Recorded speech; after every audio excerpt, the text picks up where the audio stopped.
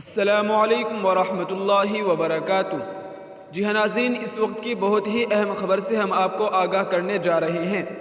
جامعہ رحمت Arabic college گھگرولی میں vote بیداری اور عصری و دینی تعلیمی منصوبوں کے حوالے سے ایک اہم مجلس عاشق ملت مولانا حکیم محمد عبداللہ مغیثی قومی صدر آل انڈیا ملی کونسل کی سرپرستی میں منعقد ہوئی۔ مہمان خصوصی کے طور پر مولانا محمد عاقل قاسمی محتمم جامعہ بدرالعلوم گڑھی دولت شریک ہوئے۔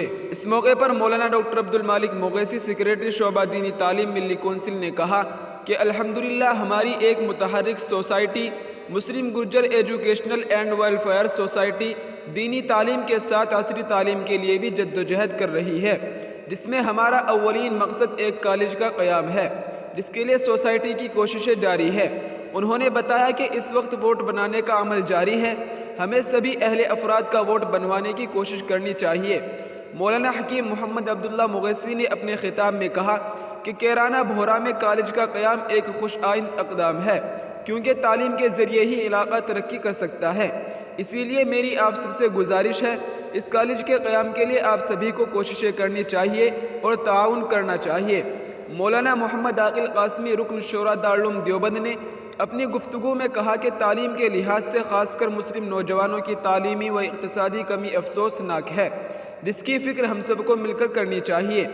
الحمدللہ مسلم Gurjar educational and welfare society کے اقدامات اور کوششوں اور آپ سب کی دعاؤں سے کیرانہ بھورا میں یہ کالج بننے جا رہا ہے، جس کے قیام کے لیے آپ سب محنت کریں اور دعا بھی کریں۔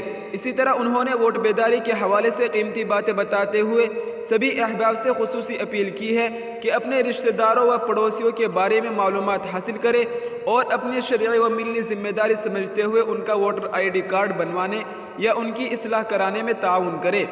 شرکاء میں مولانا عبدالخالق مغیثی، مولانا عرفان سنیٹی، مولانا قمر الدین و جامعہ کا عملہ موجود رہا۔